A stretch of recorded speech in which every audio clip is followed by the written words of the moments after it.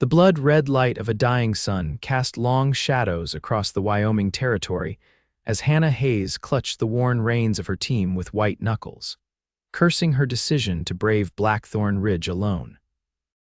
The year was 1876, and the promise of a new life in Manassa, Colorado, had seemed worth the risk when she'd set out from Cheyenne 3 days ago.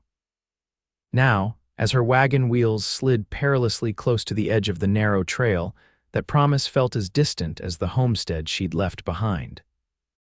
Hannah had been traveling since dawn, pushing her weary horses harder than she should have. The wilderness surrounding her seemed to hold its breath as the right wheel of her wagon suddenly caught on a jutting rock, sending the entire vehicle tilting at a sickening angle. The supplies she'd carefully packed, flour sacks, dried beans, her mother's china, slid toward the lower side with a dangerous clatter. "Whoa," she cried, pulling desperately on the reins, but it was too late. The wagon continued to tip, balanced precariously between salvation and disaster. Hannah's heart hammered against her ribs as she realized one wrong move would send everything she owned, including herself, tumbling down the rocky slope. That's when she saw him, materializing from the golden haze of sunset like an apparition. A tall figure on horseback, moving with the fluid grace of someone who belonged to this harsh landscape. "Don't move, madam," the stranger's voice carried across the distance between them, deep and commanding. He dismounted in one swift motion, tying his horse to a nearby scrub pine before approaching her wagon with cautious, measured steps. Hannah could see him clearly now, tall and broad-shouldered, wearing a dust-covered duster and a worn Stetson pulled low over his eyes. His face, partially obscured by several days' growth of beard, was tanned and weathered by sun and wind. "The ground's unstable," he called, carefully making his way toward her. "One wrong move and this whole wagon's going over." Hannah swallowed hard, trying to keep her voice steady. "I can see that." A fleeting smile crossed the stranger's face. "At least you haven't lost your spirit." He moved to the lower side of the wagon, examining the precarious angle. "Name's Kieran Nolan. I'm going to brace this side while you step out nice and easy." "Hannah Hayes," she replied automatically, eyeing him with a mixture of relief and suspicion. Lone women didn't survive long in the territories by being trusting. "How do I know you're not planning to rob me once I'm out?" Kieran Nolan raised an eyebrow, apparently amused by her forthrightness. "If I wanted your belongings, madam, I'd just wait for this wagon to tumble down the ridge and collect what survived." He planted his boots firmly against the rocky ground. "Now, I suggest you move while we still have daylight." Hannah knew he was right.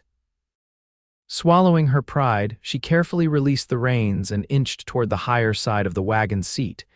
Kieran positioned himself at the lower side, bracing his shoulder against the wagon bed, his muscles straining beneath his worn shirt as he pushed upward to stabilize the vehicle.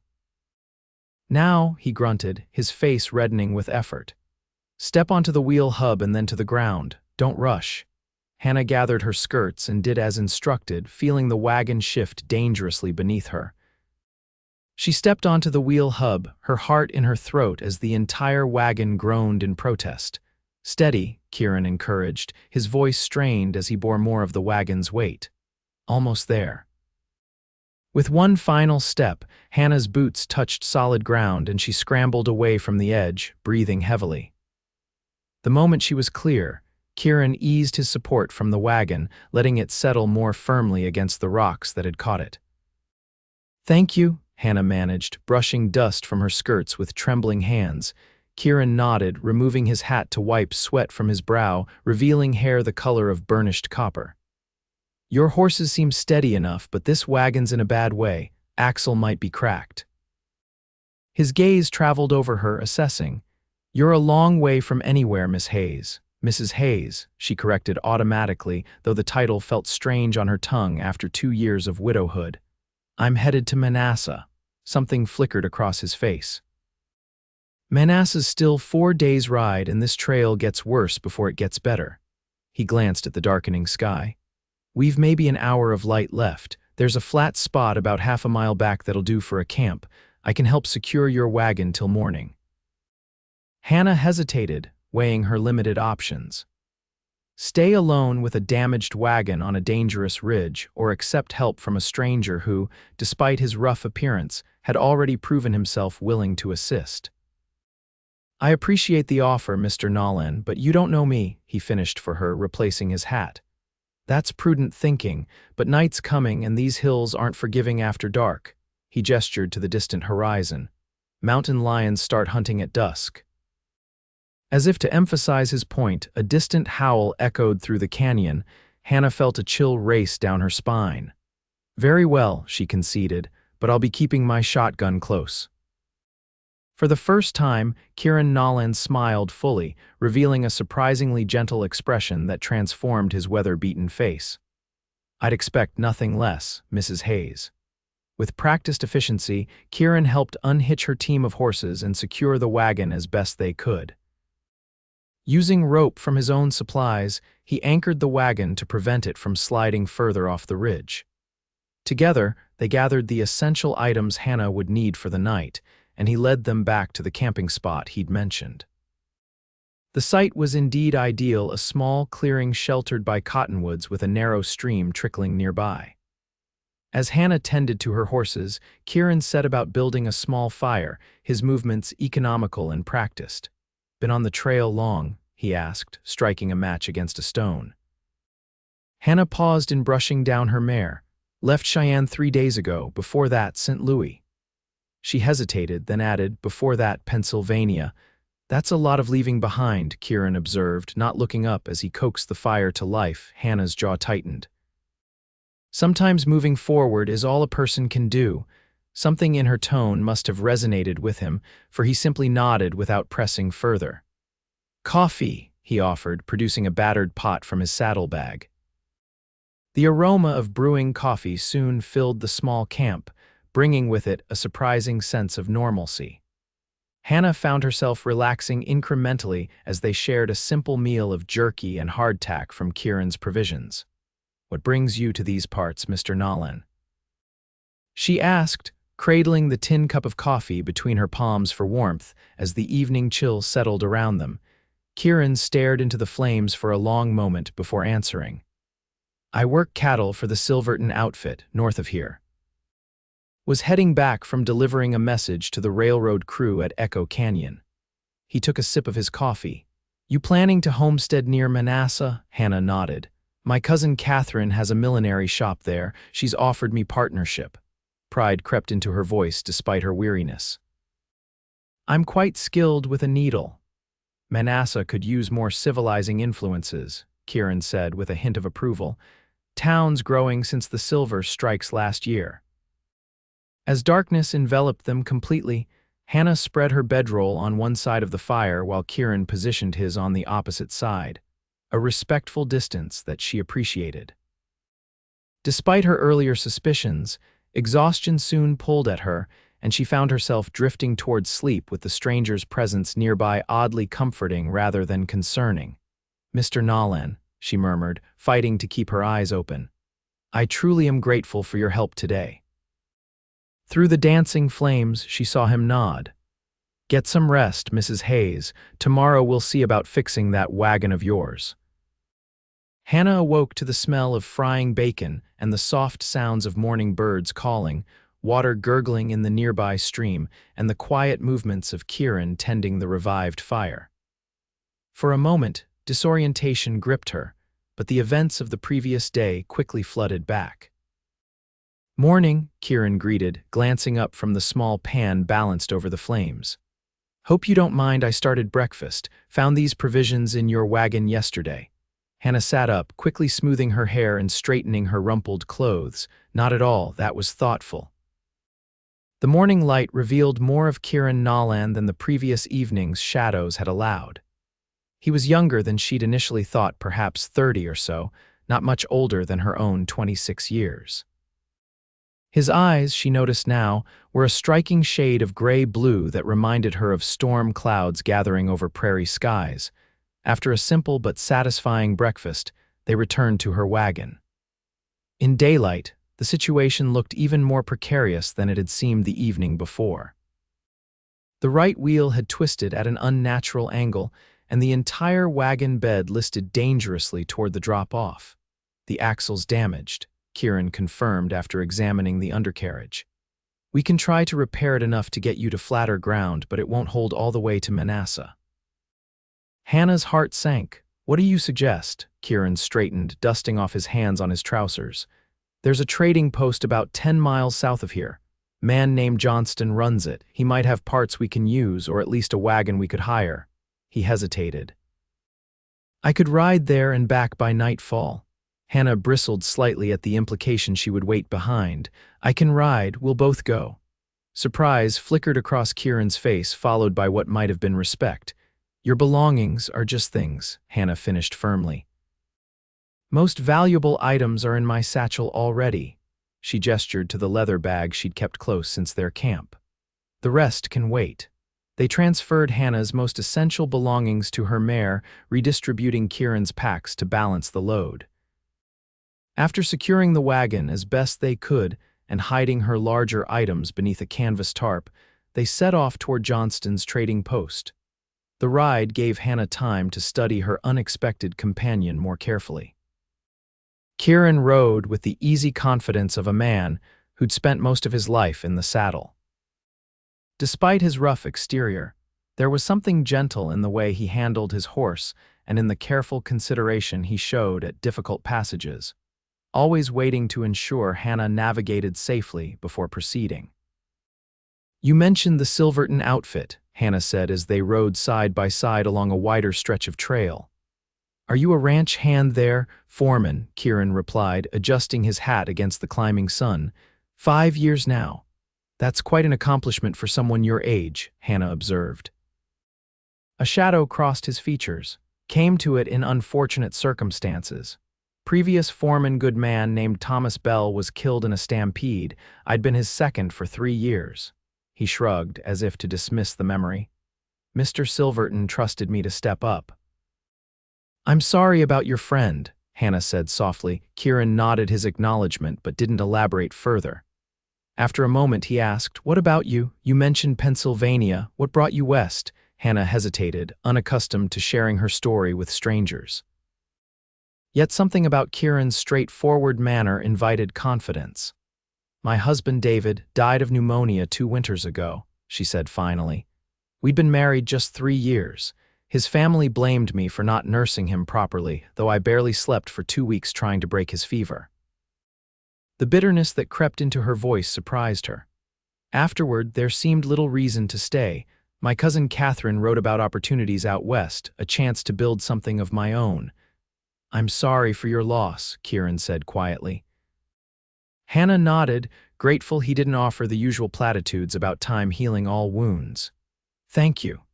They rode in companionable silence until midday, when they stopped by a small creek to rest the horses. As Hannah refilled their canteens, Kieran produced a small bundle of dried apples and offered her a share. How much further to this trading post? She asked, accepting the unexpected treat. Should reach it by mid-afternoon if we keep this pace, Kieran replied, squinting at the sun. Johnston's a fair trader, though he'll talk your ear off given half a chance. You know him well, known him since I first came to these parts. He was one of the few who'd sell to me when I was just a saddle tramp with more ambition than sense. A fleeting smile crossed his face. He extended credit when others wouldn't. That speaks well of him, Hannah observed. And of you, that you'd notice, Kieran replied, his gaze meeting hers briefly before he turned to check his horse's girth. The interaction left Hannah feeling oddly flustered, a sensation she hadn't experienced in years. She busied herself with repacking her canteen, dismissing the feeling as simple gratitude for his assistance. They reached Johnston's trading post just as Kieran had predicted, the simple log structure appearing suddenly as they rounded a bend in the trail. Several horses were hitched outside and smoke curled invitingly from the chimney. Busier than usual, Kieran remarked as they dismounted. The interior of the trading post was crowded with supplies stacked from floor to ceiling, barrels of flour and sugar, shelves of canned goods, tools hanging from the rafters, and an assortment of clothing, boots, and household items. Behind a long counter stood a barrel-chested man with a magnificent white beard who broke into a grin upon seeing Kieran. "Nolan, thought you'd be halfway to Silverton by now." The man came around the counter, extending a hand which Kieran shook warmly. "Got delayed helping this lady," Kieran explained, gesturing to Hannah. "Mrs. Hayes, this is Elijah Johnston." Johnston, Mrs. Hannah Hayes, headed to Manassa before her wagon came to grief on Blackthorn Ridge. Johnston's bushy eyebrows rose. "Blackthorn, lucky you're here to tell of it. Many a wagon's been lost on that stretch." He turned to Hannah with a respectful nod. "Welcome to my humble establishment, Mrs. Hayes. Any friend of Nolan's is a friend of mine." "Thank you, Mr. Johnston." "I'm grateful for your welcome," Hannah replied, taking in the curious glances from the trading post's other patrons, a mix of travelers, locals, and what appeared to be a family of settlers. Johnston led them to a quiet corner near a pot-bellied stove where they could discuss their situation. Upon hearing about the damaged wagon, he stroked his beard thoughtfully. "I've got wagon parts, but nothing that would fix an axle proper-like," he said. "However, there's another solution. Got a small wagon out back, nothing fancy, but sturdy. Previous owner traded it for supplies before joining a wagon train to Oregon." He named a price that, while fair, would take most of Hannah's carefully saved funds. Seeing her hesitation, Kieran leaned forward. "What if we trade in the parts from Mrs. Hayes's wagon once we retrieve them?" "That should offset some of the cost." Johnston considered this. "Reasonable enough. Wheels alone are worth something if they're not damaged." He looked at Hannah. "What do you say, Mrs. Hayes? It's a fair deal," Hannah calculated quickly. The new arrangement would leave her with enough to establish herself in Manassa, though with less cushion than she'd hoped for. "I accept, thank you." As Johnston went to prepare the paperwork for the transaction, Kieran spoke quietly. "If the price is too dear, I can manage," Hannah interrupted, not unkindly but firmly. "I've come this far on my own resources, Mr. Nolan. I intend to reach Manassa the same way." A look of respect crossed his features. "I've no doubt you will." While Johnston readied the wagon, they took the opportunity to replenish their supplies. Hannah found herself watching Kieran as he moved through the trading post, noting how he greeted other patrons with quiet courtesy, tipped his hat to the settler women, and crouched to speak at eye level with a young boy who stared in open admiration at his worn leather holster. This man was a puzzle rough-hewn yet gentle, capable yet unassuming. She'd met plenty of Western men during her journey who wore their pride and prowess like badges, but Kieran Nolan seemed content to let his actions speak for him. By late afternoon, they had transferred Hannah's belongings to the newly acquired wagon, a smaller but sturdier vehicle than her original. Johnston had also provided them with information about a shortcut to rejoin the main trail to Manassa, bypassing Blackthorn Ridge entirely. "You'll still need to retrieve your other wagon," Johnston reminded them as they prepared to leave. "Timber and iron aren't to be abandoned in these parts."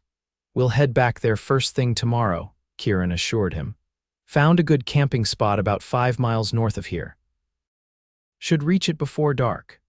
As they bid Johnston farewell and set out, Hannah found herself wondering at Kieran's continued use of "we." She hadn't asked him to escort her to Manassa, yet he seemed to have taken her safe arrival as a personal responsibility. "Mr. Nolan," she began as they traveled the wider, more forgiving trail Johnston had recommended, "I appreciate everything you've done, but I don't expect you to delay your return to the Silverton Ranch on my account." Kieran glanced at her, surprise evident in his expression. "I don't leave jobs half-finished, Mrs. Hayes, not my way. But your employer knows I'm reliable," he finished. "A few extra days won't change that." He adjusted his hat, squinting at the western horizon. "Besides, that wagon back on the ridge still needs dealing with." Hannah couldn't argue with his logic, though she suspected there was more to his decision than practical considerations. The realization that she didn't mind his continued company surprised her. They made camp that evening in a sheltered grove near a small stream, the routine of setting up now familiar between them. As Hannah prepared a simple stew from their new supplies, Kieran tended to the horses and gathered firewood for the night. The domesticity of the scene struck Hannah suddenly how quickly they'd fallen into comfortable roles, how natural it felt to work alongside this man she'd known for barely 24 hours. The thought both comforted and unsettled her. Something troubling you? Kieran asked, settling across the fire from her as they ate, Hannah startled, wondering if her thoughts had been so transparent. Just thinking about how quickly circumstances can change. 2 days ago, I was certain of my path. Now I'm sitting by a campfire with a stranger, having nearly lost everything I own. Not everything, Kieran pointed out. You're still headed to Manassa, still have your skills and determination. A hint of a smile touched his lips. And you've gained a wagon that won't tip over on the next ridge. Despite herself, Hannah laughed, a genuine sound that surprised her with its ease. You have a gift for finding silver linings, Mr. Nolan. Kieran, he said suddenly. After sharing trail dust and campfires, seems we could use our given names. Hannah hesitated only briefly. Kieran, then. And I'm Hannah. Something shifted between them in that simple exchange, a formality discarded, a barrier lowered. The firelight caught the angles of his face as he nodded, and Hannah was struck again by the quiet strength he projected. Tell me about Manassa, she said, steering toward safer conversational ground. You seem familiar with the town. Kieran leaned back, stretching his long legs toward the fire. Growing settlement, started as a farming community but expanded when silver was discovered in the hills nearby. Has the usual establishment's general store, assay office, saloon. He glanced at her. A church was built last year, I believe, and there's talk of a proper school soon. And my cousin's millinery shop, on the main street, if I recall correctly, elegant little place with blue trim. He smiled at her evident surprise. I notice things. So it would seem, Hannah murmured, intrigued by this revelation. And the Silverton Ranch, is it near Manassa? About 15 miles north. Mr. Silverton runs one of the larger cattle operations in the territory. Started with just 50 head after the war, now manages over 2,000. There was unmistakable pride in his voice. Good man to work for, fair. You sound like you've found your place there. Something flickered across his expression too quickly for Hannah to interpret. It's good work, he said simply. As darkness fell completely, Hannah found herself reluctant to end their conversation, but practical considerations prevailed. They would need to rise early to return to her abandoned wagon. We should rest, she said finally, gathering their tin plates. Tomorrow will be a full day. Kieran nodded, helping her bank the fire for the night. As they prepared their respective bedrolls on opposite sides of the glowing embers, he paused. Hannah, he said, her name still sounding new in his voice. I'm glad I was on that ridge yesterday. The simple sincerity in his words warmed her more than the fire. As am I, Kieran, truly. Sleep came easily that night, the sound of Kieran's steady breathing across the fire oddly reassuring in the vast wilderness around them. Morning dawned clear and cool, with dew sparkling on the surrounding grasses. They broke camp efficiently and set out for Blackthorn Ridge, following a different trail than before, one that Kieran assured her would allow them to approach the abandoned wagon from above rather than along the treacherous edge. Once we reach it, I'll secure ropes to bring up whatever's salvageable, Kieran explained as they traveled. With luck, we can recover most of your belongings and the valuable wagon parts before midday. The new route proved considerably easier, though it took them through denser forest before opening onto the ridge from a more advantageous position. When they finally spotted Hannah's tilted wagon in the distance, she was relieved to see it remained largely as they had left it, though it had settled more precariously against the rocks. Stay with the horses, Kieran instructed as they approached. Ground's not stable near the edge. Hannah watched anxiously as he carefully made his way to the wagon, testing each step before committing his weight. Using ropes from their supplies, he secured the wagon bed to several sturdy trees, then began the methodical process of retrieving Hannah's belongings, her trunk of clothing, kitchenware, the small bureau that had been her mother's, and various household supplies she'd brought for her new life. The work was slow and painstaking. By midday, sweat soaked Kieran's shirt despite the cool air, but he'd successfully recovered most of Hannah's possessions and had begun dismantling the wagon for its usable parts. "The rear axle is intact," he called to her, emerging from beneath the tilted vehicle. "Front one's beyond saving, but the wheels are good. Johnston will consider that fair compensation." Hannah had not been idle during the recovery operation. She'd sorted through the retrieved items, repacking what could be accommodated in their new wagon and reluctantly setting aside what couldn't. "I can't take it all," she admitted as Kieran brought over the last of her belongings. "The bureau will have to stay behind." Kieran examined the piece, a simple but well-crafted cherrywood bureau with brass handles. "It's a fine piece. Your mother's, you said?" Hannah nodded, running her hand over the polished surface. "One of the few things I have from home. But it's too heavy for the smaller wagon, and we've already salvaged so much." Kieran studied the bureau thoughtfully. "We could strap it to the top. It would make the wagon top-heavy, but the trail ahead is relatively flat if we take Johnston's route." He glanced at her. "If it's important to you, we can make it work." His consideration touched her. "It is important. Then we'll bring it," he said simply. By mid-afternoon, they had successfully recovered everything of value from the abandoned wagon, dismantled the usable parts, and loaded their new wagon. The bureau, securely strapped to the top as Kieran had suggested, made the vehicle somewhat ungainly but serviceable. "We won't make as much distance today," Kieran observed as they prepared to depart. "But we should reach the main trail to Manassa by tomorrow afternoon. From there, it's another 2 days to town, assuming good weather." Hannah nodded, suddenly aware that their time together had a definite end point. In 3 days, she would reach Manassa and begin her new life, while Kieran would return to the Silverton Ranch. The thought left her with an unexpected sense of loss. They traveled until dusk, making camp near a small pond where a circle of stones indicated previous travelers had stopped. As they prepared their evening meal, Hannah found herself studying Kieran more openly, committing to memory the way he moved, the sound of his voice, the rare but transformative nature of his smile. "You're quiet tonight," he observed as they sat by the fire after supper. Hannah stirred herself from her thoughts. "Just thinking about Manassa, wondering what awaits me there." "Your cousin sounds like a good woman, offering you partnership in her business." "Catherine's the closest thing to family I have left," Hannah admitted, "after David died and his family." She trailed off, the painful memories still raw. "Catherine wrote every month, encouraging me to join her, said 2 Hayes women could build something special in the new territory." "She sounds right," Kieran said. "Takes courage to cross half a continent alone." "That kind of determination usually succeeds."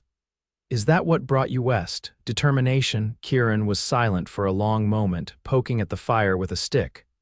"Partly," he finally said, "and partly necessity. After the war, Pennsylvania didn't have much to offer a young man with no family and no trade." He shrugged. "I'd learned to handle horses in the cavalry, seemed natural to follow that skill west where it was needed." "You fought in the war?" Hannah asked, surprised. He would have been very young. "Last year of it, lied about my age to enlist at 16. A shadow crossed his face. "Saw enough in those months to last a lifetime." Hannah nodded, understanding. Her own brother had never been the same after returning from Gettysburg, his body intact but his spirit broken. He died of a fever 3 years later, still plagued by nightmares of what he'd witnessed.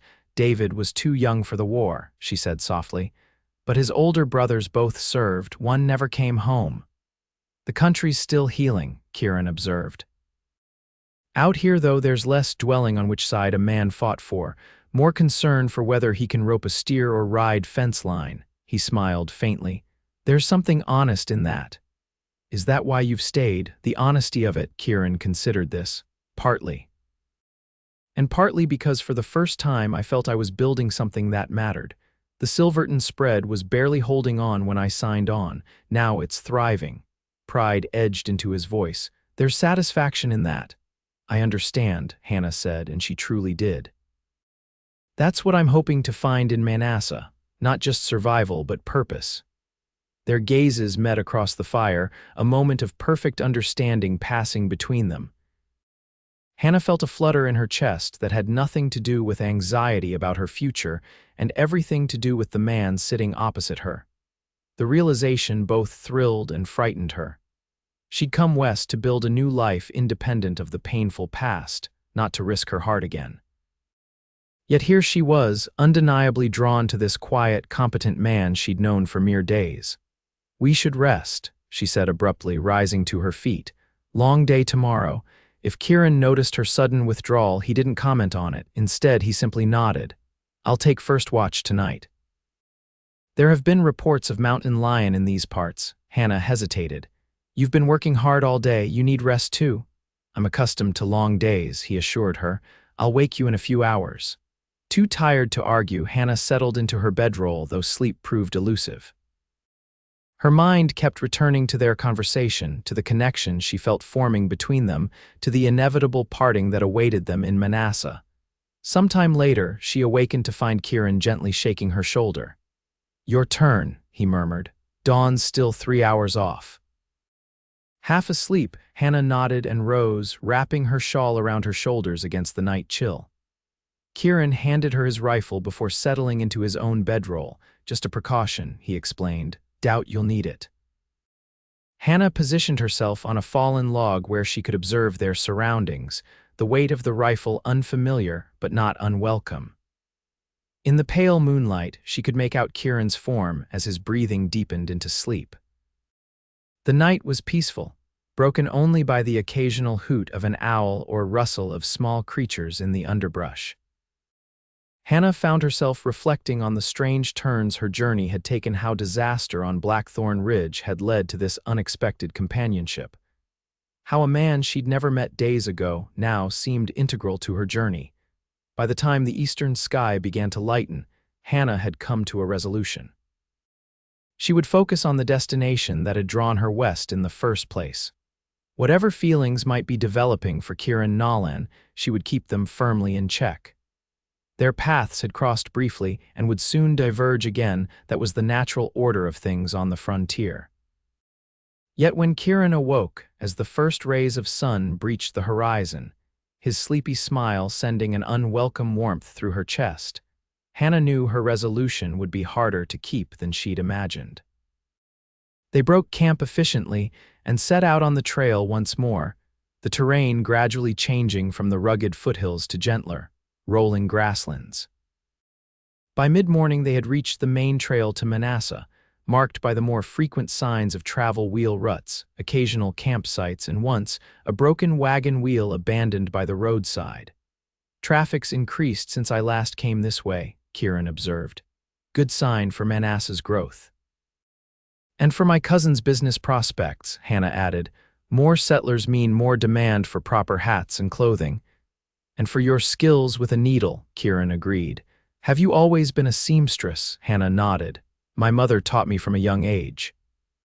I was making dresses for the ladies of our town by 16. A fond memory surfaced. David used to say I could create silk purses from sew's ears. He sounds like he was a good man." "He was," Hannah said softly. "Kind, hard-working. We had plans to open our own shop someday." She hadn't spoken of David so openly in a long time, but somehow sharing these memories with Kieran felt right. When he fell ill, those dreams fell with him. Kieran was quiet for a moment. "Yet here you are, still pursuing that dream in a new place." Hannah hadn't thought of it that way before. "I suppose I am." They traveled steadily through the day, stopping only briefly to rest the horses and take a simple meal of bread, cheese, and dried fruit. By late afternoon, they had made good progress, and Kieran suggested they push on a bit longer before making camp. "There's a good spot about 3 miles ahead," he explained. "Small creek with clean water and shelter from the wind." As they continued, however, the weather began to change. Dark clouds gathered on the western horizon, and a cool wind picked up, carrying the unmistakable scent of approaching rain. "Storm's coming," Kieran observed, frowning at the darkening sky. "Might not make the creek before it hits." Hannah glanced at their heavily laden wagon with concern. "Will we be safe on the open trail? Better to find shelter if we can." Kieran scanned their surroundings, then pointed to a cluster of trees and rock formations about half a mile off the trail. there might offer some protection. They diverted toward the natural shelter, reaching it just as the first heavy raindrops began to fall. The formation created a partial overhang where they could position the wagon to protect their belongings, while a tight grouping of pines offered some protection for the horses. Working quickly together, they secured a canvas tarp over the wagon, unhitched and sheltered the horses, and gathered what firewood they could find before the rain soaked everything. The storm hit in earnest just as they completed these preparations, a driving rain accompanied by gusting winds that bent the surrounding grasses almost flat. Huddled beneath the rocky overhang, they watched as lightning split the sky, followed by rolling thunder that seemed to shake the very ground beneath them. "Good timing," Kieran remarked, shaking water from his hat. "This is no gentle spring shower." Hannah nodded, suddenly acutely aware of their proximity in the confined shelter. With the wagon positioned to block the wind and the rock wall at their backs, they were seated closer together than at any time during their journey. "Will it last long?" she asked, partly to distract herself from his nearness. Kieran studied the sky thoughtfully. "Hard to say. These prairie storms can blow through quickly or linger for days." He glanced at her. "Are you cold?" She hadn't realized she was shivering until he mentioned it. "A little," she admitted. Without hesitation, Kieran shrugged out of his duster and draped it around her shoulders. The garment was still warm from his body and carried his scent leather, wood smoke, and something uniquely him.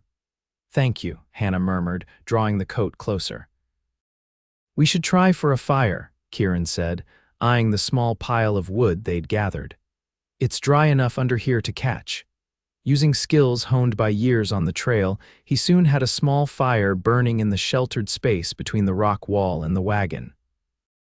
The flames cast dancing shadows across their makeshift camp, creating an intimate atmosphere that made Hannah both comfortable and uneasy. As the afternoon transitioned to evening, the rain continued unabated. They shared a meager supper of the remaining provisions accessible without venturing into the downpour to reach the wagon's main storage. "Might as well make the best of it," Kieran said, producing a small pouch of coffee from his saddlebag. "This should help ward off the chill." While the coffee brewed, Hannah found herself studying Kieran's profile in the firelight. Without his duster and hat, he appeared somehow younger, more vulnerable. A lock of copper hair had fallen across his forehead, and his usual watchful expression had softened in the warmth of their shelter. "You're staring, Mrs. Hayes," he said quietly, without looking at her. Hannah felt heat rise to her cheeks, grateful for the dim light that hid her embarrassment. "Hannah," she corrected automatically, "and I was just thinking how different you look without all your trail gear." A smile tugged at the corner of his mouth. "Less intimidating, I hope." "I was never intimidated by you," she replied truthfully. Now he did turn to look at her, surprise evident in his expression. "No, cautious perhaps, but not intimidated." She accepted the tin cup of coffee he offered. "You've been nothing but kind and helpful since we met. Kind and helpful," he repeated, an odd note in his voice. "Not exactly the reputation most cowhands aspire to." Hannah laughed softly. "Would you prefer I found you dangerous and mysterious?" "Might be better for my pride," he admitted, a genuine smile breaking through. The moment stretched between them, comfortable yet charged with something neither seemed ready to name. Hannah was acutely aware of the diminishing space between them, of how easy it would be to lean just slightly, and a tremendous crash of thunder broke the spell, startling both of them. Outside, the rain intensified, drumming against the canvas tarp and turning the ground beyond their shelter into flowing rivulets. "No moving on tonight," Kieran observed, his voice carefully neutral as he turned his attention back to the fire. "Might as well try to get some rest."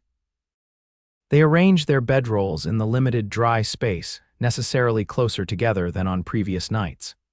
As Hannah settled beneath her blankets, still wrapped in Kieran's duster, she found sleep elusive despite her physical weariness. "Kieran," she whispered, uncertain if he was still awake. Thank you for everything these past days." In the dim light, she saw him turn his head toward her. "No need for thanks, anyone would have done the same." "No," Hannah said with certainty, "not anyone. A moment of silence passed between them before he replied, his voice low. "Get some sleep, Hannah. Rain or shine, we've got ground to cover tomorrow." Despite the storm raging outside, Hannah eventually drifted into sleep, lulled by the steady rhythm of the rain and the reassuring presence of the man beside her. Morning brought clear skies and a world washed clean by the night's deluge. The ground was sodden, but the air held the fresh, invigorating scent that only follows a powerful storm.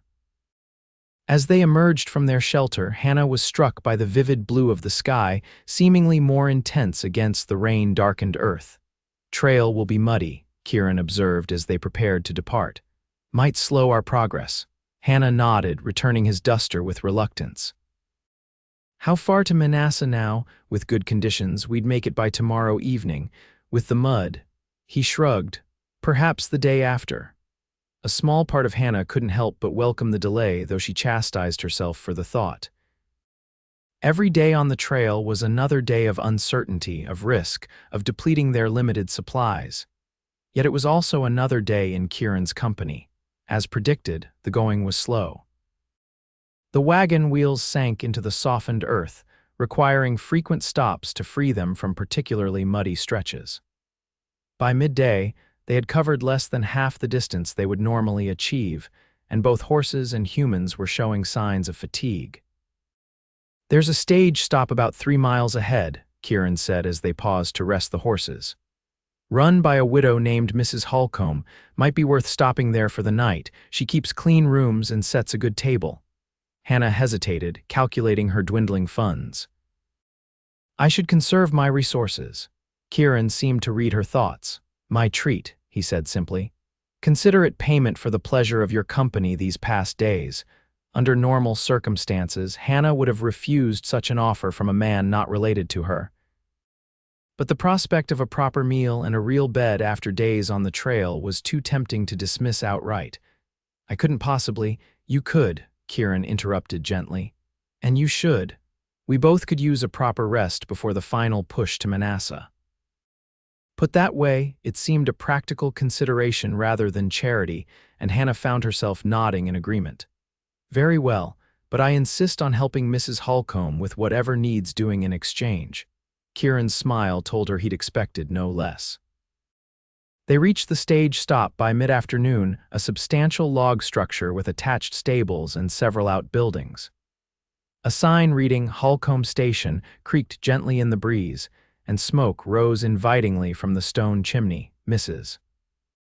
Holcomb herself emerged as they approached a sturdy woman in her 50s with steel-gray hair pulled into a practical bun and sharp eyes that missed nothing.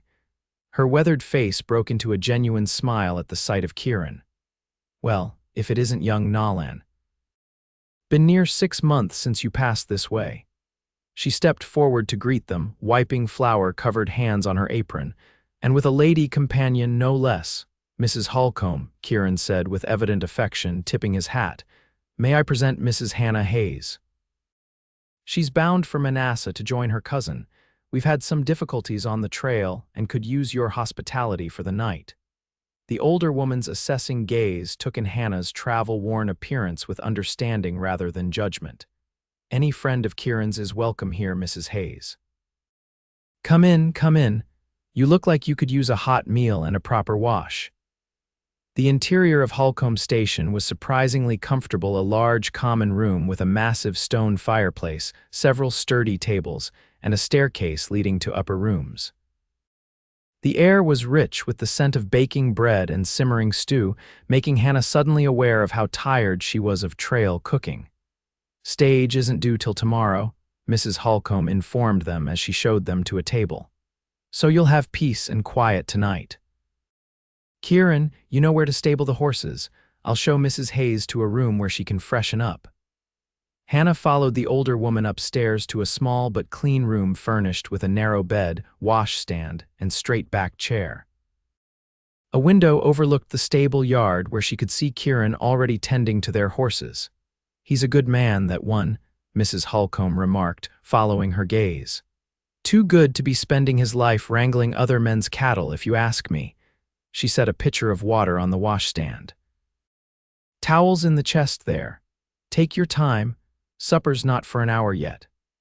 Left alone, Hannah gratefully took advantage of the opportunity to wash away days of trail dust and change into her cleanest remaining dress, a simple blue calico that had somehow survived the journey relatively unscathed.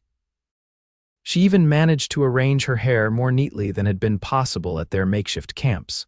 Looking in the small mirror above the washstand, Hannah hardly recognized herself. Her face was more tanned than it had ever been in Pennsylvania, and there was a confidence in her eyes that hadn't been there when she'd first set out from St. Louis. The West was already changing her, she realized, making her stronger, more self-reliant.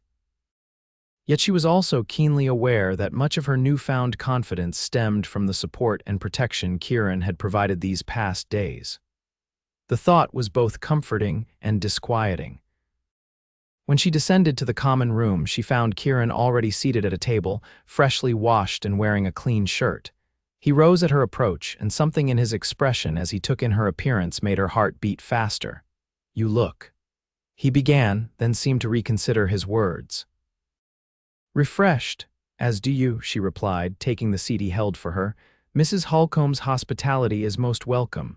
"Best stop between Cheyenne and Santa Fe," Kieran agreed, "though don't tell her I said so or she'll raise her prices." "I heard that, Nolan, Mrs.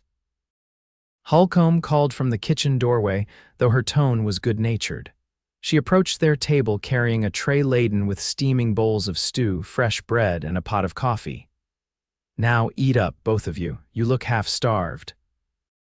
The meal was simple but delicious venison stew rich with vegetables and herbs, bread still warm from the oven, and apple preserves that Mrs. Holcomb proudly announced had won a ribbon at the territorial fair.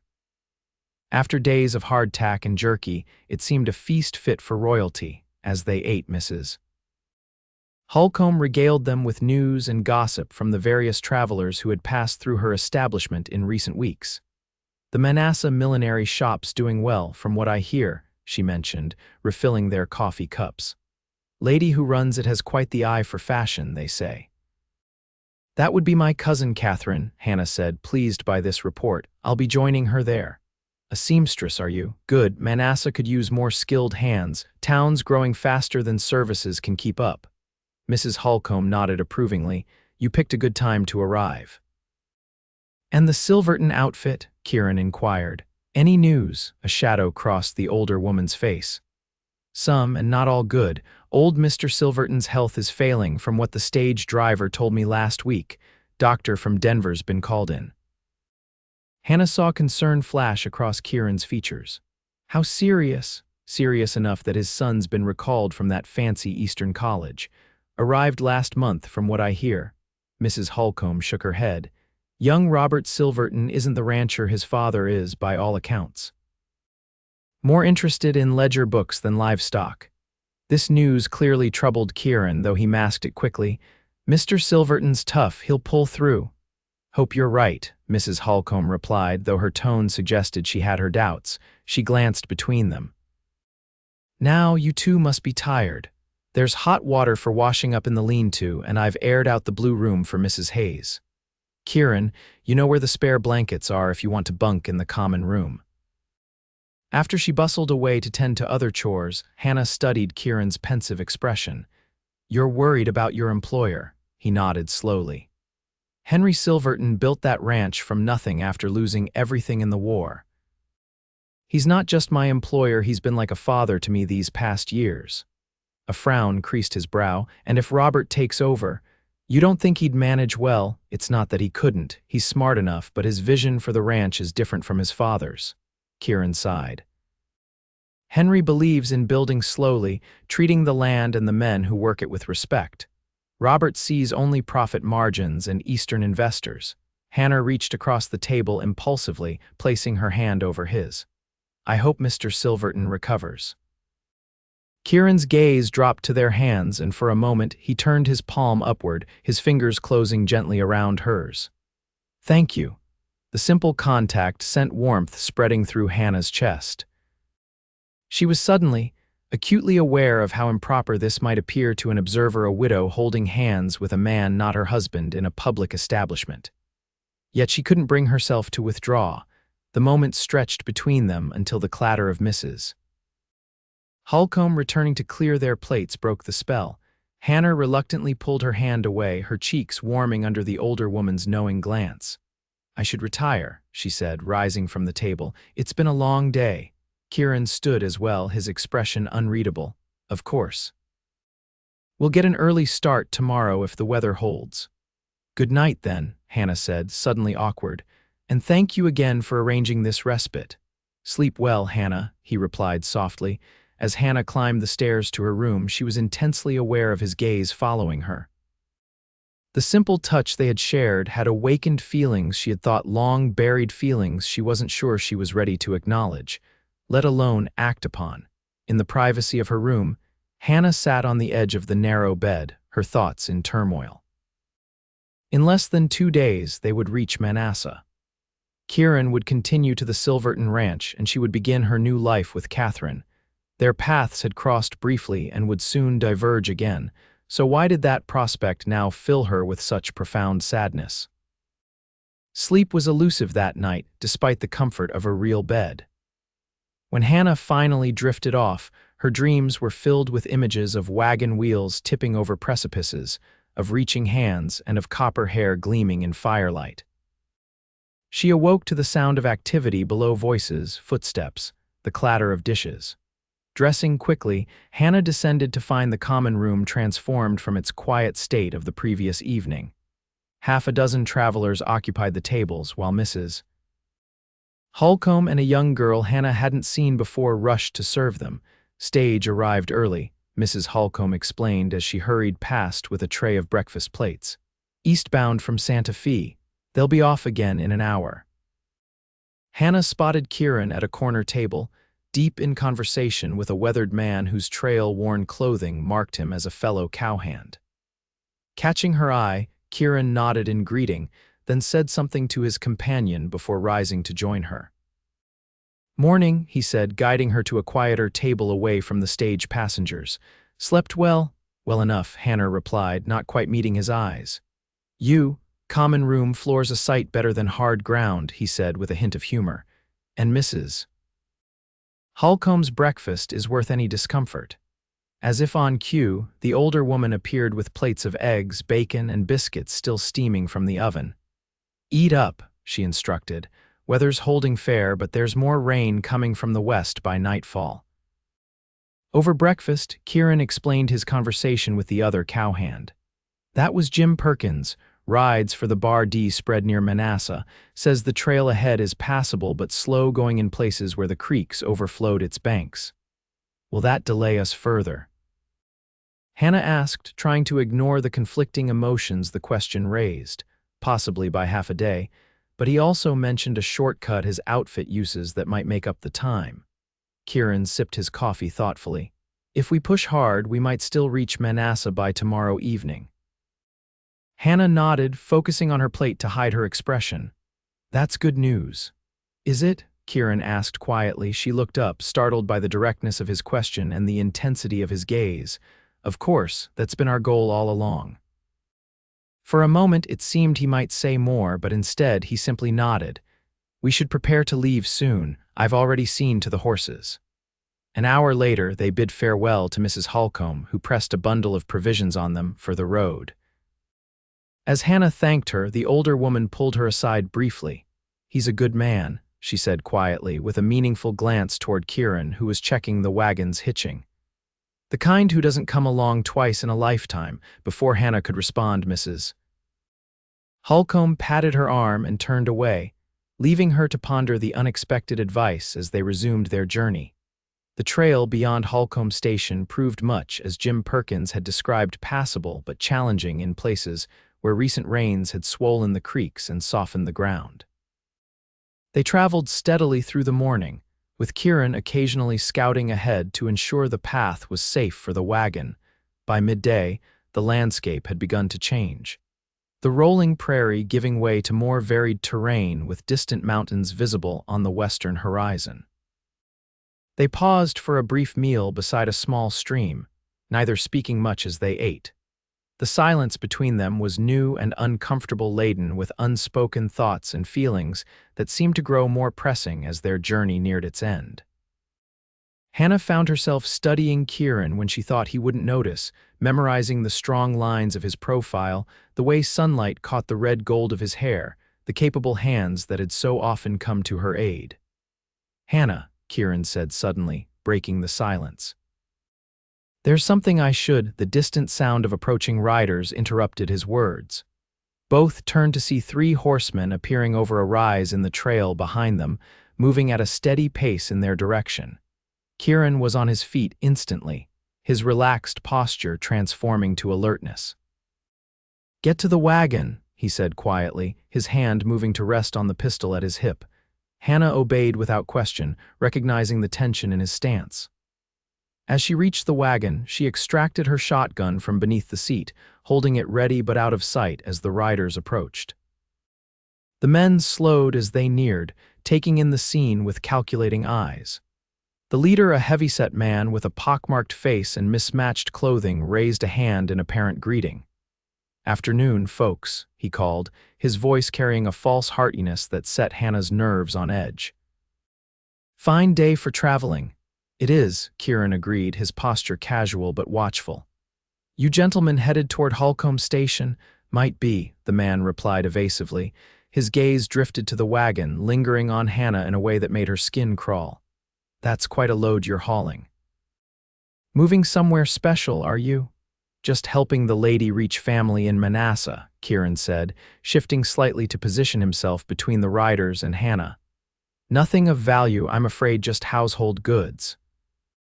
The second rider, younger, with a patchy beard and nervous eyes, leaned toward the leader. "Briggs, maybe we should—" "Quiet," the leader Briggs snapped, not taking his eyes off Kieran. "Interesting traveling companions you two make, husband and wife." "No," Hannah replied before Kieran could speak, stepping forward with the shotgun now visible in her hands. "Just fellow travelers with a common destination and limited patience for delays." Briggs's eyebrows rose at her boldness, then he laughed an unpleasant sound. "Lady's got spirit, I'll give her that." He glanced at his companions, then back at Kieran, seeming to reassess the situation. "Well, we won't keep you folks. Trail can be dangerous, though. Might be safer to travel with more company." "We manage," Kieran replied evenly. "Appreciate your concern." A tense moment passed before Briggs shrugged. "Suit yourselves." He touched the brim of his hat with mock courtesy. "Safe travels." As the 3 riders continued past them and disappeared around a bend in the trail, Hannah released a breath she hadn't realized she was holding. "Trouble." "Maybe," Kieran said, his gaze following the direction the men had gone. "Road agents, most likely, looking for easy targets." He turned to her with unexpected approval in his eyes. "Quick thinking with the shotgun?" "I wasn't bluffing," Hannah assured him.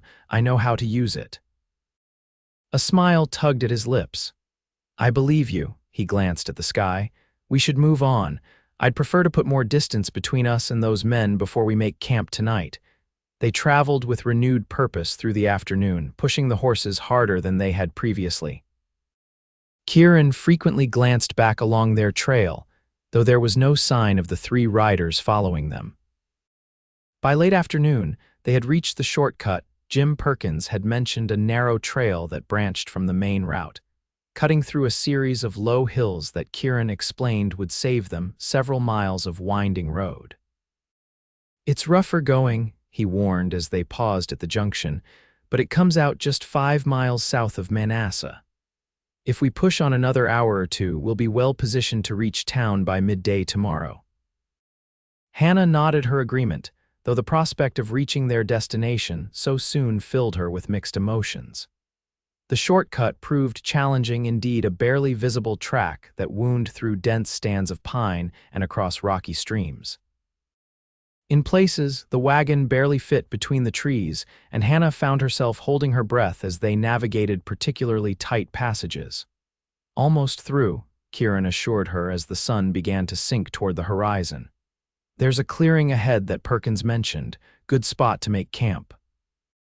The clearing, when they reached it, was indeed ideal, a small meadow beside a bubbling creek, sheltered by tall pines.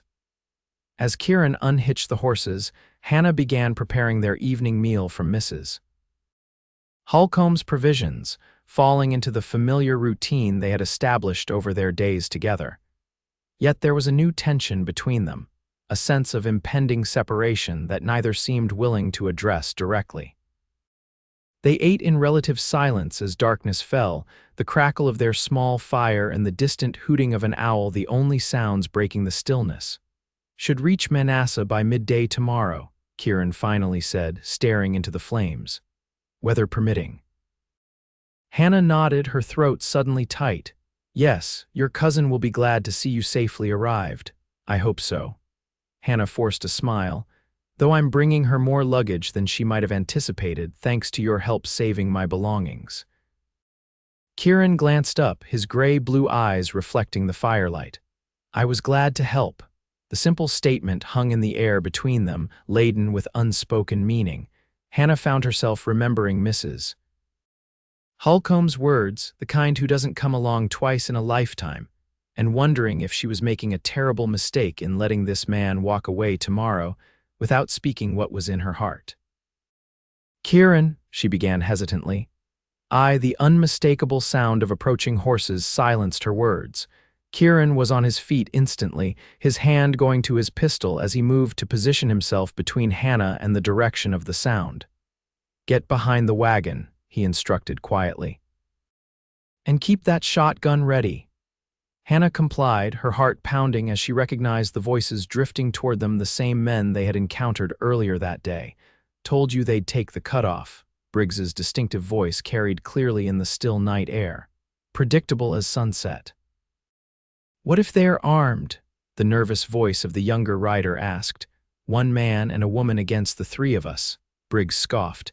"We'll have their valuables and be gone before they know what hit them." The men appeared at the edge of the clearing, their silhouettes visible against the night sky. Kieran stepped forward, his stance deceptively relaxed but his hand resting on his holstered weapon. "Evening, gentlemen," he called, his voice carrying a dangerous edge Hannah hadn't heard before. "You're a long way from the main trail." Briggs reined in his horse, clearly surprised to find Kieran waiting for them. "Just passing through," he replied, his earlier pretense of friendliness abandoned. "Didn't realize this clearing was claimed." "It's not," Kieran said evenly. "But I do claim the right to travel without being followed by men with obvious ill intent." The third rider, who had remained silent during their earlier encounter, spat on the ground. "Big talk for a man outnumbered." "Am I?" Kieran asked calmly. As if on cue, Hannah stepped into view, the shotgun leveled steadily at the group. "I count it fairly even," she said, her voice remarkably steady despite her racing heart. A tense silence fell over the clearing as the road agents assessed their situation. Hannah could see the calculations happening behind Briggs's eyes, weighing risk against potential reward, measuring Kieran's evident readiness against their own determination. "Seems we've had a misunderstanding," Briggs finally said, his tone conciliatory though his eyes remained hard. "No harm in sharing the trail, is there?" "None at all," Kieran agreed, "so long as you gentlemen continue on your way. Now," for a moment it seemed Briggs might resist, but after exchanging glances with his companions, he nodded reluctantly. "Another time, perhaps." "I sincerely hope not," Kieran replied. The three men turned their horses and disappeared back into the darkness, the sound of their retreat gradually fading into the night. Kieran remained tense, listening intently until he was certain they had truly gone. "They might circle back," he said, returning to the fire. "We'll need to keep watch tonight." Hannah nodded, the shotgun still clutched in her hands. Now that the danger had passed, she found herself trembling with delayed reaction. "Do you think they'll return?" "Not tonight," Kieran said after consideration. "They know we're alert now, but they might try to get ahead of us, set an ambush further along the trail." He began gathering more wood for the fire. "We'll leave at first light, take a different route than they might expect." As they prepared for the night, the earlier moment of intimacy seemed lost, replaced by practical considerations of safety. Yet when Kieran finally sat beside her at the fire, closer than usual, Hannah felt a renewed awareness of his presence, his warmth, his steady strength, the faint scent of leather and pine that seemed to cling to him. You handled yourself well, he said quietly. Not many women would stand their ground against 3 armed men. Not many women travel alone across half a continent, Hannah replied with a small smile.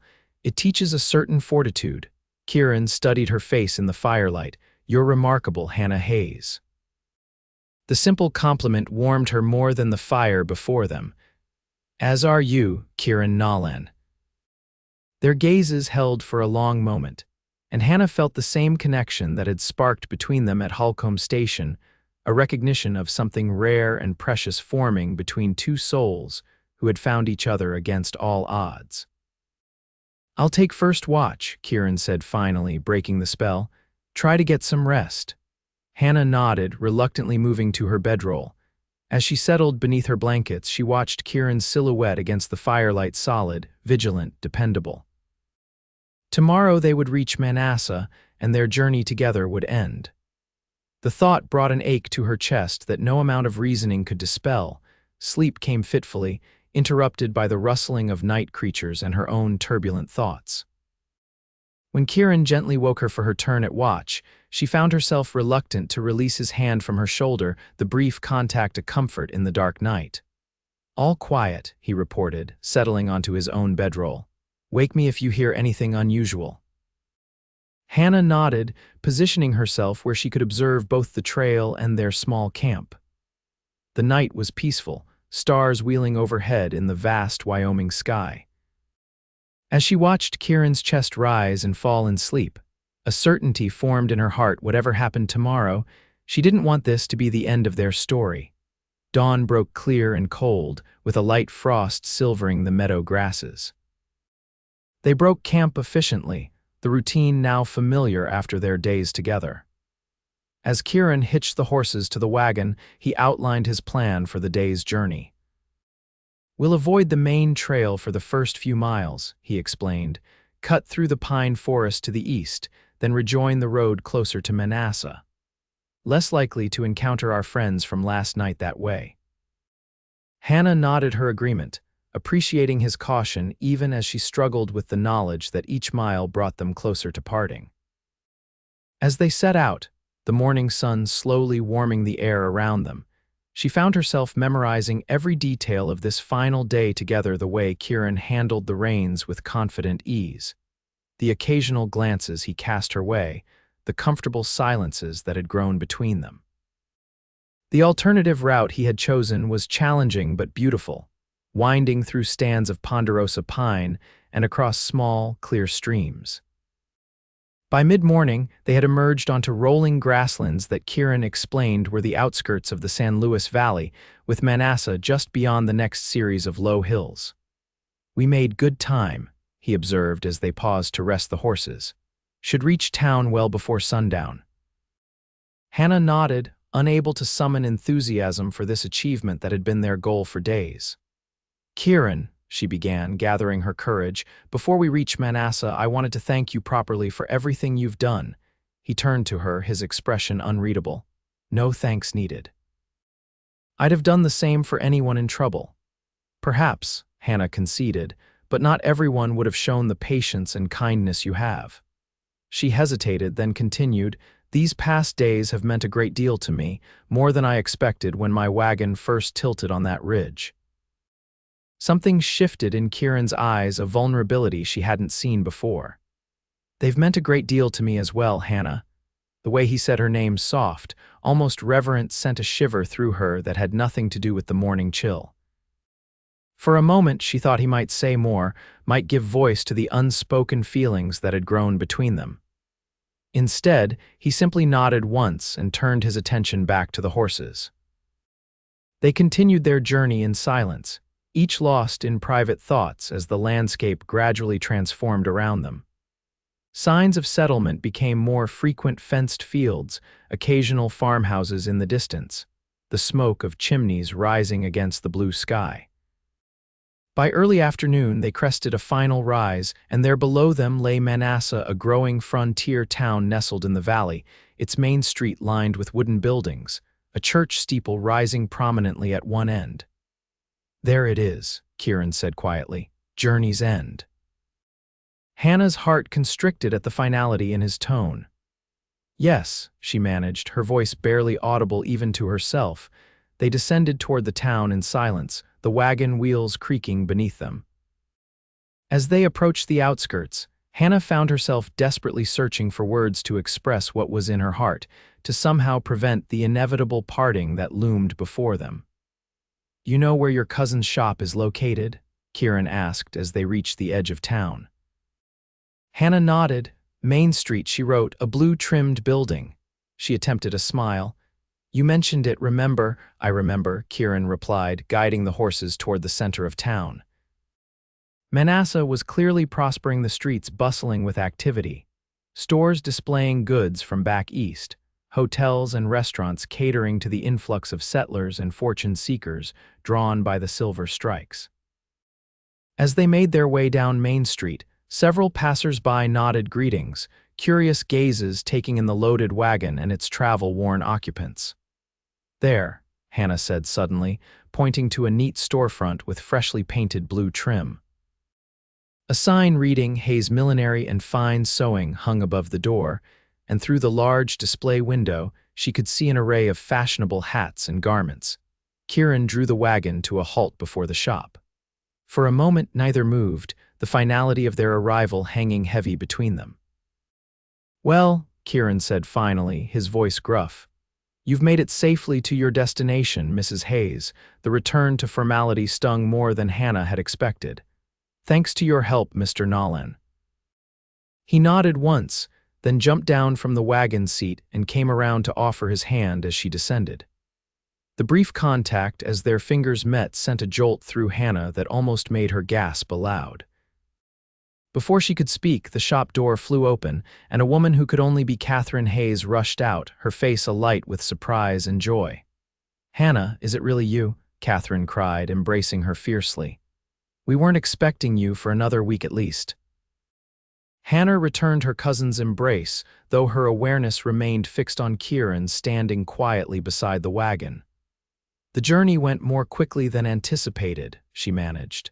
"Catherine, I'd like you to meet Kieran Nolan.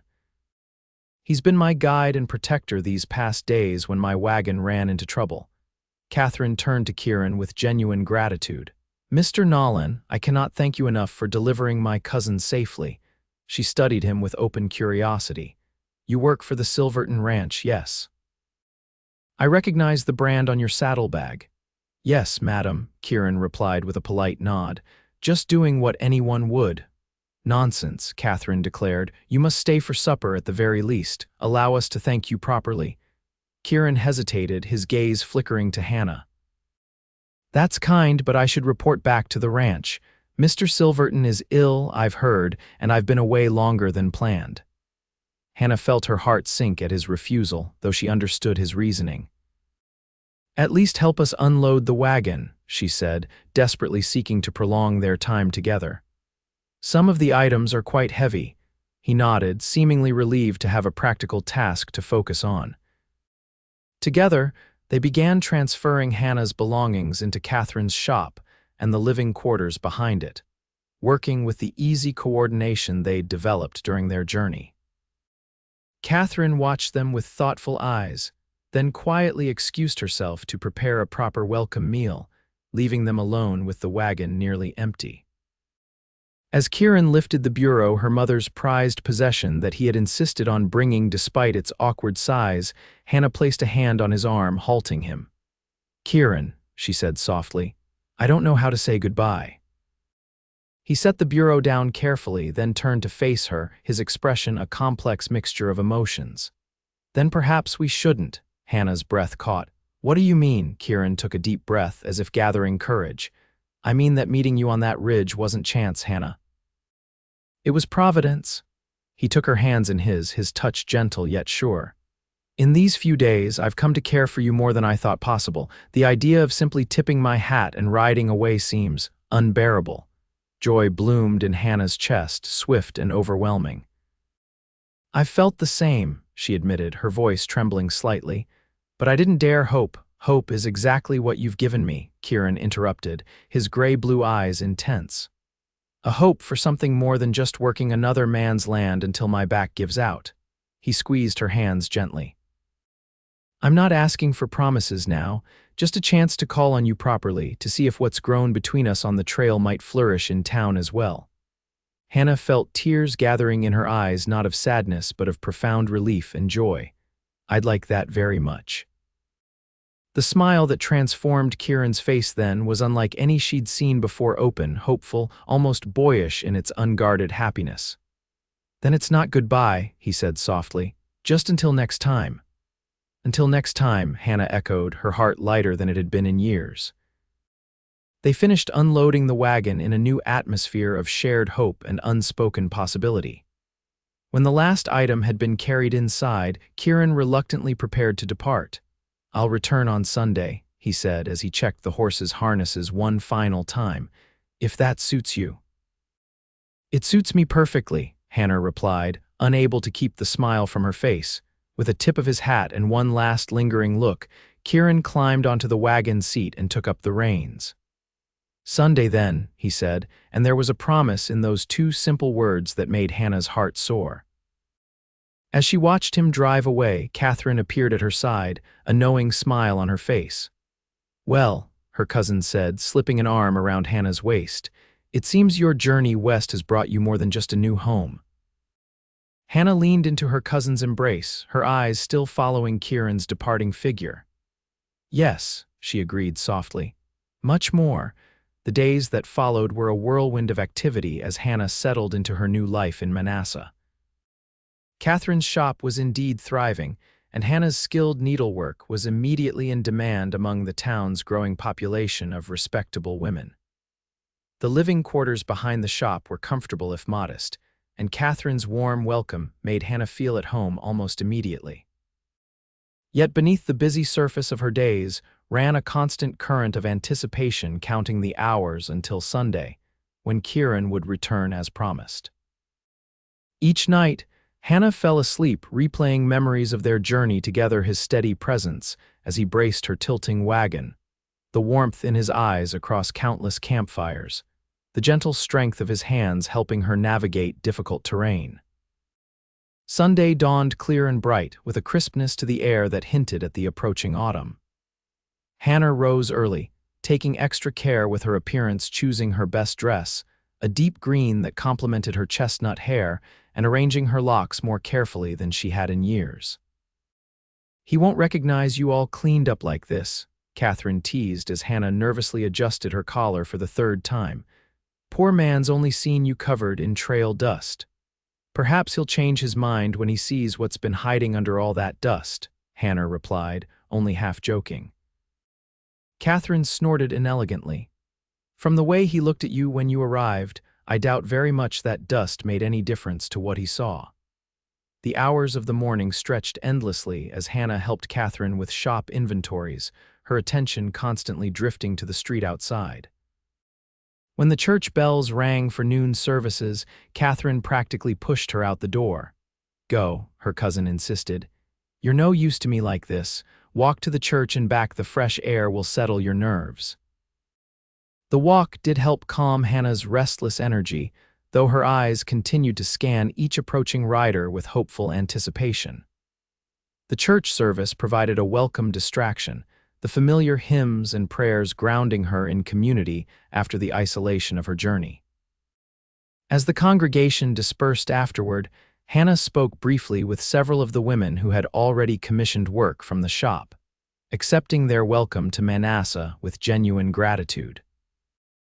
This was what she had come west for. She reminded herself, a fresh start, a chance to build something of her own.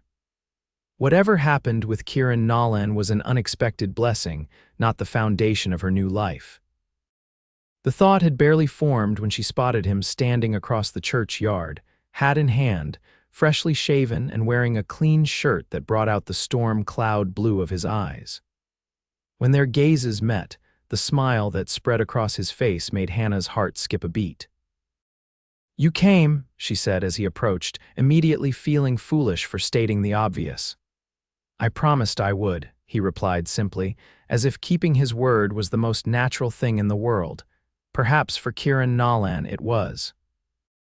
They walked together through the streets of Manassa, their conversation flowing easily as Hannah pointed out what she had learned of the town in her short time there, and Kieran shared news from the Silverton ranch. "Mr. Silverton is improving," he reported with evident relief. "Doctor says he'll need to take things easier from now on, but the danger has passed." "I'm glad to hear it," Hannah said sincerely. "And his son, is he still at the ranch?" A shadow crossed Kieran's face. "He is. Already making changes, brought in an accountant from Denver, talking about expanding the operation." He sighed. "It's Mr. Silverton's ranch, of course. If he approves his son's plans, it's not my place to object. But you're concerned," Hannah observed, reading the tension in his shoulders. "Change isn't always bad," Kieran acknowledged, "but rushing it without understanding the land or the people who work it." He trailed off, then shook his head as if to clear it. "But I didn't come to town to talk about ranch business." "Why did you come?" Hannah asked, the boldness of her question surprising even herself. Kieran stopped walking, turning to face her with an earnestness that took her breath away. "I came because in all my years in the West, I've never met anyone like you, Hannah Hayes. Someone who faces challenges with grace and courage. Someone who makes me think about tomorrow in a way I haven't allowed myself to do in a very long time." Hannah felt warmth spreading through her chest at his words. "I've thought of little else but you since you drove away," she admitted softly. The confession seemed to both please and humble him. "I've been thinking," he said, resuming their walk at a slower pace, "about the future, about possibilities I hadn't considered before." "What sort of possibilities?" Hannah asked, her pulse quickening. "Land of my own, perhaps," Kieran replied, his voice taking on a new energy. "There's a parcel north of town, good water rights, decent grazing. Previous owner couldn't make a go of it, but he didn't know cattle the way I do." He glanced at her, a hint of vulnerability in his expression. "It's just a thought, for now." Hannah understood what he wasn't saying, that such plans might include more than just himself, that he was thinking of a future that might involve her as well. The realization both thrilled and frightened her. After David's death, she had carefully rebuilt her life around independence, around not needing anyone else's presence to feel complete. Yet here was Kieran, offering not dependency but partnership, the same steady support he had provided since the moment they met, without diminishing her own strength in the process. "It sounds like a fine possibility," she said carefully, "one worth exploring." The smile that lit his face told her he had understood her meaning perfectly. They continued their walk, eventually stopping at Manassa's small cafe for a late lunch. As they shared a simple meal of stew and fresh bread, Hannah found herself studying Kieran openly, the way sunlight through the window caught the copper highlights in his hair, the laugh lines at the corners of his eyes, the capable hands that had so often come to her aid. "You're staring again, Mrs. Hayes," he observed with gentle humor. "Hannah," she corrected automatically, a smile tugging at her lips. "And yes, I suppose I am. May I ask why? I'm trying to reconcile the trail-worn cowhand who braced my wagon with the man sitting across from me now," she admitted. "You clean up nicely, Mr. Nolan." "Kieran," he reminded her, his eyes crinkling with amusement. "And I could say the same about you, though you were beautiful even covered in trail dust." The simple compliment brought heat to Hannah's cheeks. "Flatterer. Just honest," he replied with a shrug. As afternoon faded toward evening, they reluctantly made their way back toward the millinery shop. Hannah was keenly aware that their time together was drawing to a close, that Kieran would need to return to the ranch before nightfall. "When might I see you again?" she asked as they approached the shop, trying to keep the eagerness from her voice. "I have business in town next Saturday," Kieran replied. "Would you consider joining me for supper at the hotel restaurant? I hear they serve a fine roast on Saturdays." "I'd like that," Hannah said, her heart lifting at the prospect. They paused before the shop door, neither quite ready to say goodbye. "Thank you for today," Hannah said softly. "It's been lovely." Kieran nodded, his expression warm. "The first of many, I hope." Impulsively, Hannah reached up and placed a gentle kiss on his cheek, the brief contact sending a flutter through her chest. "Until Saturday, then." The look of pleased surprise on Kieran's face stayed with her long after he had ridden away, a promise of possibilities that made her heart sing with hope she had thought long extinguished. The weeks that followed fell into a pattern that brought joy Hannah had not dared to expect when she'd first set out from Pennsylvania. Her work at the millinery thrived, her skilled needlework quickly earning her a reputation that brought customers from as far as Denver. Catherine proved to be not just family but a true friend, her practical nature and ready humor making their partnership both profitable and enjoyable. And every Saturday, without fail, Kieran Nolan rode into town to call on her. Their courtship progressed with the same steady reliability that characterized Kieran himself. From suppers at the hotel restaurant, they moved to picnics by the creek when weather permitted, long walks through the growing town, and eventually attendance at local social gatherings as a recognized couple. Through these shared moments, Hannah learned more about the man who had come to her rescue on Blackthorn Ridge. She discovered his passion for the land, his quiet intelligence, his unexpected knowledge of literature gleaned from long winter evenings with borrowed books. She came to appreciate his dry humor, his unwavering integrity, and the gentle way he had with children and animals alike. In turn, she shared with him her own dreams and fears, her determination to build something meaningful after losing David, her occasional doubts about leaving everything familiar behind, her hopes for the future in this new land. With each confidence exchanged, each shared experience, the connection between them deepened into something neither had anticipated finding in the vast wilderness of the Wyoming Territory. By the time autumn painted the surrounding hills in golds and reds, Hannah could no longer imagine her life without Kieran's steady presence. When he arrived one crisp October Saturday with a more serious expression than usual, she felt a flutter of apprehension. Is something wrong? She asked as they walked toward their favorite spot by the creek, where the cottonwoods created a golden canopy overhead. Not wrong, Kieran assured her, though his usual easy confidence seemed tempered by a rare nervousness. But I have news that might change things. Hannah's heart constricted. You're leaving? She asked, her voice barely audible. No, he said quickly, taking her hand. Not leaving, but changing positions. He took a deep breath. Robert Silverton has officially taken over management of the ranch.